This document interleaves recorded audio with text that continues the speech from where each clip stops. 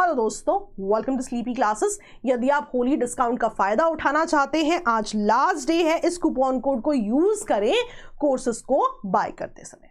चलिए क्वेश्चंस पे आते हैं। इनमें से कौन सा स्टेटमेंट इनकरेक्ट है about decomposition of organic matter in the soil? पहला ऑप्शन, ऑक्सीजन एक्सपेडाइट करता है डीकंपोजिशन को। दूसरा, डीकंपोजिशन क्विकर है जब डेट्रिटस में नाइट्रोजन ज्यादा है। तीसरा, सॉइल पीएच इन्फ्लुएंस करता है डीकंपोजिशन को। चौथा, लो टेम्परेचर एक्सेलरेट करेगा डीकंपोजिशन को। तो कुछ सेकंड के लिए पॉज कीजिए। करेक्ट आंसर है डी। अब यहां पे ना आप एग्जाम्पल से सोचिए, मैं हमेशा कहती हूं एग्जाम्पल से सोचिए। फॉर एग्जाम्पल इक्वेटोरियल जोन्स की बात करते हैं, बहुत जल्दी डीकंपोजिशन होता है, तो वहां पे टेम्परेचर ज्यादा होने का बहुत बड़ा रोल होता है। तो ज्यादा टेम्परेचर होगा तो एक्सेलरेट होगा डीकंपोजिशन। ये आपको याद आना चाहिए, हमेशा एग्जाम्पल से याद करें। और यहां क्या लिखा है कि अगर लो टेम्परेचर होगा तो एक्सेलरेट होगा, बिल्कुल भी नहीं। इनएक्यूरेट पूछा है कि हाई टेम्परेचर होगा तो ही एक्सेलरेट होगा डीकंपोजिशन प्रोसेस। तो आंसर आना चाहिए था, पर मैं आपको बाकी ऑप्शंस भी एक्सप्लेन करती हूं। अब जब भी डीकंपोजिशन की बात होगी, मॉइस्चर की बात करेंगे तो हाई मॉइस्चर होगा तो सॉइल का गैस एक्सचेंज रिस्ट्रिक्ट होगा। लो मॉइस्चर होगा तो माइक्रोबियल मेटाबॉलिज्म जो है लिमिट हो जाएगा। सिमिलरली ऑक्सीजन की बात करेंगे तो ऑक्सीजन जो है एक्सपेडाइट करेगा डीकंपोजिशन, क्योंकि बहुत सारे ऑर्गेनिजम्स ऑक्सीजन पे रिलाई करते हैं फॉर रेस्पिरेशन एज वेल, है ना। डीकंपोजिशन फास्टर कब होगा? जैसे वहां लिखा हुआ था, जब डेट्रिटस नाइट्रोजन रिच होगा। और टेम्परेचर की बात करें तो वार्मर टेम्परेचर एक्टिवेट करते हैं माइक्रो ऑर्गेनिजम्स को, एक्सेलरेट करेंगे डीकंपोजिशन।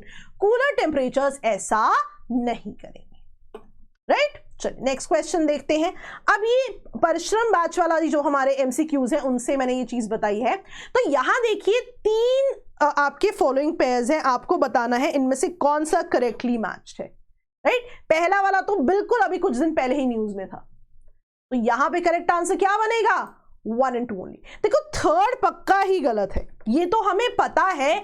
जब हम रशिया यूक्रेन जो है कॉन्फ्लिक्ट पढ़ते हैं, वहां पे पढ़ते हैं, पिछले साल पेपर में भी आया हुआ है ये, राइट। तो अगर मैं आपको बताऊं तो Deir al Balah is a city in Gaza Strip. आप देखोगे रिसेंटली जो है ये न्यूज में थी।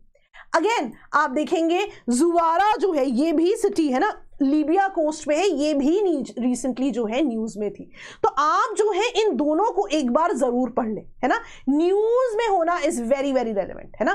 तो यहां पे आप देख सकते हैं बॉम्बिंग्स की वजह से जो है गाजा स्ट्रिप पे ये न्यूज में थी। जुवारा सिटी जो है let's say there was a issue with the boat, जिसकी वजह से ये न्यूज में थी। तो आप जरूर इनको याद करें, राइट। और ये तो आपको पता ही है, बहुत बार डिस्कस कर चुके हैं, पिछले साल के पेपर में भी आ चुका है, राइट। अब एक और क्वेश्चन देखते हैं।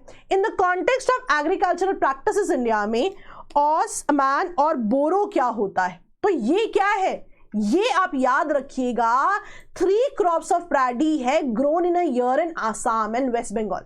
डायरेक्ट क्वेश्चंस आते हैं कभी पेपर में, 3 चीजें दे दी, क्या है ये? Saline lakes, right. एक और क्वेश्चन आया, क्या है ये? Water reservoirs. उसी तरह ये जो तीनों नाम है आप याद रखिएगा, ये 3 crops of paddy grown in a year है इन आसाम एंड वेस्ट बंगाल। आप देखिए तीनों की जब आप बात कर रहे हैं, है ना, तो पहली वैरायटी प्लांटेड इन मार्च अप्रैल है, जून जुलाई में हार्वेस्ट है। नेक्स्ट आप देखिए planted in June July, harvested इन नवंबर दिसंबर। और नेक्स्ट देखिए प्लांटेड इन दिसंबर जनवरी और हार्वेस्टेड इन मई जून। तो आपको एटलीस्ट इनका नाम जरूर पता होना चाहिए कि अगर इस तरह का क्वेश्चन आए आप आंसर कर सके। इन सभी चीजों का नोट बनाइए, आपको बहुत मदद होगी। बिल्कुल, ये हमने सेशन कल डिस्कस किया है, बिल्कुल लेटेस्ट वाला सेशन देखिएगा, इस वाले थंबनेल को ढूंढिएगा। माइक्रो टॉपिक्स में डिवाइड किया हुआ है मैंने कि वाटर इन द एटमॉस्फेयर से क्या क्वेश्चन आया है, मोशंस ऑफ द अर्थ से क्या क्वेश्चंस आए हैं, मैप भी इंडिया वर्ल्ड सब कुछ अलग किया हुआ है, बिल्कुल माइक्रो टॉपिक्स में डिवाइड किया हुआ है। जरूर इसको देखें, बिल्कुल यही थंबनेल वाला लेटेस्ट सेशन देखें, आपको बहुत मदद होगी। दोस्तों एक क्वेश्चन भी रिपीट हो जाता है ना, 2 मार्क्स भी बहुत इंपॉर्टेंट है, राइट। चलिए नेक्स्ट आ जाते हैं। अब देखिए नॉर्दर्न हेमिस्फीयर में जनवरी में आइसोथर्म्स की डिविएशन पे क्वेश्चन आया हुआ है। तो हमेशा हम आइसोथर्म्स की बात करते हैं ना, बैचेस में तो हम और डिटेल में पूरा ही इसका डिस्क्रिप्शन देते हैं। तो यहां पे आप समझिए आइसोथर्म्स वो लाइन है मैप जब आप एनालाइज करते हो जो सेम टेम्परेचर वाले जोन्स को क्या करती हैं, कनेक्ट करती। और आप देखोगे एनसीईआरटी में मैप भी दिया हुआ है, जनवरी का अलग, समर्स का अलग। तो यहां पे क्या डिविएशन है इनकी, यहां पे कुछ सेकंड के लिए पॉज कीजिए, पढ़िए इसको ध्यान से। यहां पे याद रखिएगा to the north over the ocean, to the south over land. अब देखिए यहां पे ओशन में to the north in oceans, to the south in land. ये जो है बहुत इंपॉर्टेंट है, ये ट्रेंड्स पढ़ने बड़े जरूरी हैं, एनसीईआरटी में दिए हुए हैं, हम कोर्सेज में भी बहुत डिटेल में जो है इनको कराते हैं,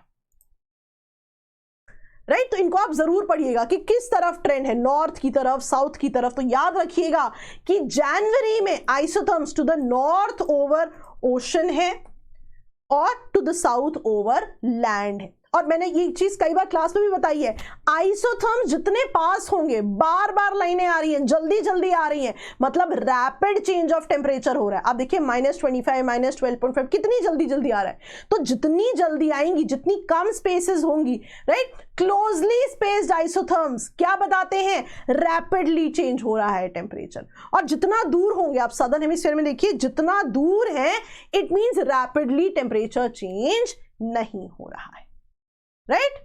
चलिए आगे बढ़ते हैं। फिफ्थ क्वेश्चन अब करंट अफेयर्स से है, ये रिसेंटली आसाम गवर्नमेंट ने कहा है वो एक मिशन अंडर क्लेम करेंगे टू रिक्लेम चार्स। अब आपको पता होना चाहिए चार्स क्या होता है। तो यहां पे देखिए दो ऑप्शंस है, riverine island of river Brahmaputra are locally known as chars, these are island like silt deposition on lower parts of river base. तो यहां पे करेक्ट आंसर क्या है, यहां पे करेक्ट आंसर है बोथ 1 और 2।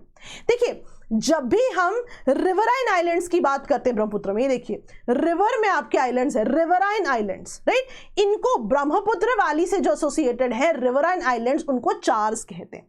And you have to understand, यहां पे जब हम ब्रह्मपुत्र वैली की बात कर रहे हैं, लेट्स से हम नॉर्थ ईस्ट रीजन की बात कर लेते हैं, तो ब्रह्मपुत्र वैली में जब ब्रह्मपुत्र रिवर के लोअर रीचेस आ जाएंगे तब ये सेडिमेंटेशंस बनेंगी। लोअर रीचेस में क्यों बनेंगी, देखो सिंपल है, पहाड़ ऊपर से आ रहा है ना, अब नीचे आते आते ढलान कम होती जाएगी, जैसे ऊपर से आ रहा है ढलान बहुत ज्यादा है, सामान नीचे आता रहेगा, सेडिमेंटेशन, सिल्टेशन। अब नीचे आते आते ढलान कम होती जाएगी, प्लेन आता जाएगा, तो ये सेडिमेंट सेटल होते जाएंगे और ब्रह्मपुत्र रिवर बेसिन में आप देखेंगे ऐसे छोटे छोटे आइलैंड्स जो हैं बन जाएंगे।